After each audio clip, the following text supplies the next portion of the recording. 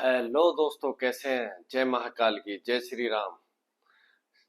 दोस्तों, ये जो मेरा वीडियो है, जो भी आते हैं, ये सिर्फ उन लोगों के लिए हैं जो देशभक्त हैं, जो अपने देश से प्यार करते हैं, वो चाहे किसी भी धर्म के हों।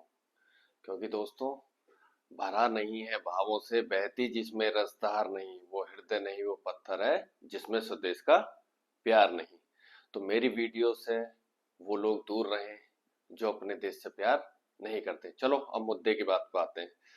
तो दोस्तों, बात यह है कि ऑपरेशन सिंदूर में एक देश ऐसा था जिसने पाकिस्तान की बहुत बढ़ चढ़कर मदद करी है, वो था तुर्की।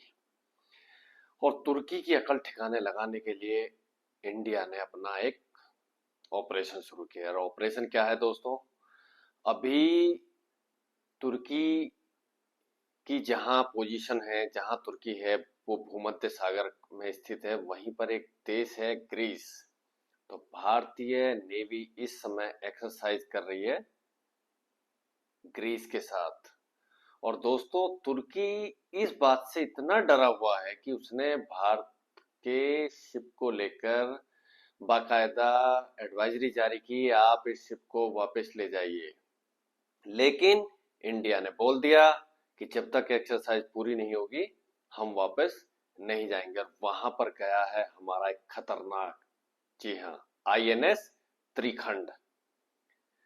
ये ग्रीस की नेवी को एक्सरसाइज कर रहे हैं इसके साथ मिलके। और दोस्तों, इसका ये आलम है, इसके साथ एक टैंक रिफ्यूलर है, 2 डिस्ट्रॉयर हैं। और आईएनएस त्रिखंड का ये जलवा है कि जब ये एक्सरसाइज कर रहा है तो तुर्की की जो बोटें हैं पेट्रोलिंग करने आ रही हैं, उन्होंने भी आना छोड़ दिया। इसको कहते हैं दोस्तों पावर। क्योंकि तुर्की यही काम करता है जो काम दक्षिणी चीन सागर में चाइना करता है, छोटे छोटे देशों को डराता है। फिलीपींस हो गया, इंडोनेशिया हो गया, वियतनाम हो गया। यहाँ पर क्या होता है, चाइना की आर्मी छोटे छोटे देशों की नौका होती है या शिप्स होते हैं, उनको वाटर कैनन से उनके शिप को नुकसान पहुंचाते हैं और वहां पर अपनी दादागिरी दिखाते हैं। यही काम भूमध्य सागर में तुर्की करता है। क्योंकि ग्रीस की जो आर्मी है या उनकी जो सेना है वो इतनी वेल ट्रेंड नहीं है, उनके पास इतनी इक्विपमेंट नहीं है। लेकिन वहां पर खड़ा हो गया तुर्की का बाप, क्या? इंडिया का आईएनएस त्रिखंड। और दोस्तों, आईएनएस त्रिखंड अपने आप में एक तूफान है, तूफान।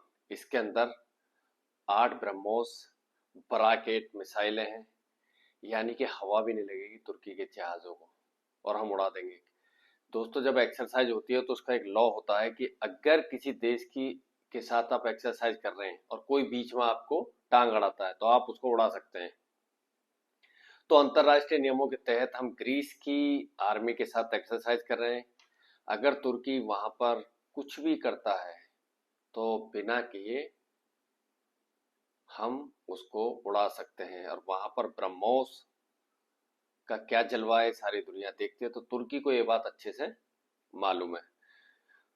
तो यहाँ पर हम ग्रीस के साथ उसकी आर्मी को मजबूत कर रहे हैं और तुर्की की जो दादागिरी है उसको हम काउंटर कर रहे हैं। क्योंकि भूमध्य सागर से तेल का व्यापार बहुत होता है। अगर तुर्की ने वहां पर दादागिरी की या नेवल जो उनका रूट है उसको अगर उन्होंने कैप्चर करने की कोशिश की या दादागिरी की, एकाधिकार किया, तो उससे पूरी दुनिया के लिए खतरा है और भारत के बिजनेस के लिए भी खतरा है। क्योंकि भारत का भी वहां से बहुत तेल आता है।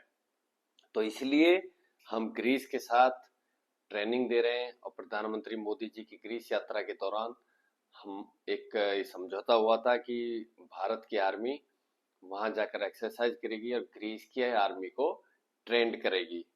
और उसका असर दोस्तों देखने को मिल गया। तुर्की की इस समय बची हुई है बैंड।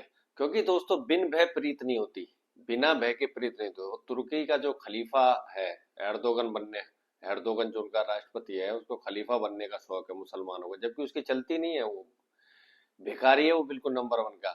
लेकिन उसके बाद भी वो अपनी हरकतों से बाज नहीं आता है। और दोस्तों, ऑपरेशन सिंदूर में तुर्की ने अपने सैनिकों को भी भेजा था, उन्हीं सैनिकों को जिन्हों, क्योंकि बारकतार ड्रोन को पाकिस्तानी तो चला नहीं पाएंगे, ना उनके अंदर इतना अकल है और इतनी जल्दी वो सीख भी नहीं पाते। तो इसलिए तुर्की ने अपनी वेल ट्रेंड आर्मी भेजी थी जो ड्रोन का इस्तेमाल करती है, लेकिन इंडिया ने उनको 72 हुरों के पास पहुंचा दिया।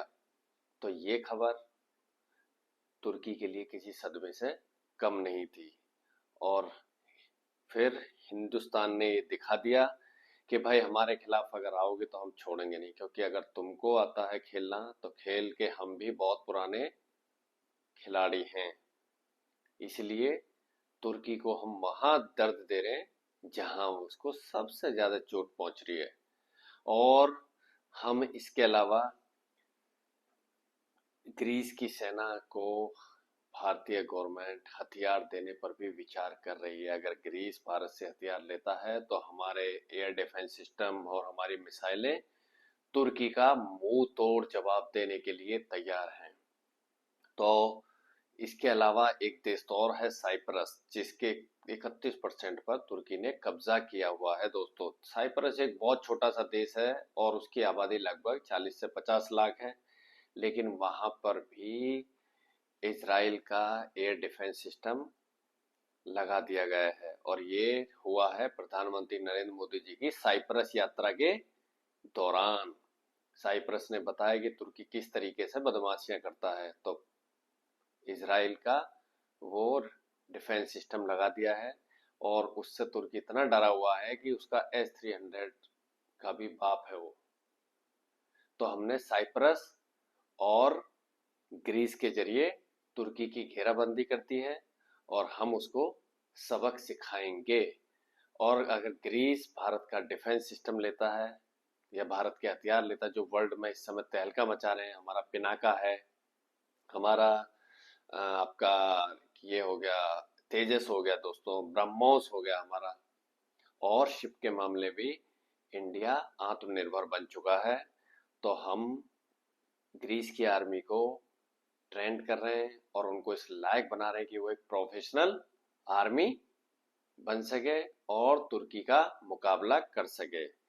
जब तक वहां दोस्तों INS त्रिखंड है और हमारी इंडियन नेवी है, तब तक तो तुर्की के हाथ पैर फैले हुए हैं। सुनने में आया कि उसकी जो बोटिंग से वो गश्त करता है वो भी नहीं आ रही है, क्योंकि उनको पता है कि हमारे पास ऐसी मिसाइल है, दागोर भूल जाओ। तो दोस्तों, इंटरनेशनल राजनीति में दुश्मन को किस तरीके से ठोका जाता है, ये भारत से सीखना चाहिए। और ये जो मेरी वीडियो है सिर्फ देशभक्त और जो अपने देश से प्यार करते हैं उन्हीं लोगों के लिए है, सनातनी लोगों के लिए। तो अगर वीडियो अच्छी लगती है, लाइक्स करें, सब्सक्राइब करें और वीडियो को पूरा जरूर देखा करें और अपने कमेंट्स जरूर लिखा करें। कम से कम जय हिंद तो लिख सकते हैं, एक भारतीय होने के नाते जय हिंद लिखिए।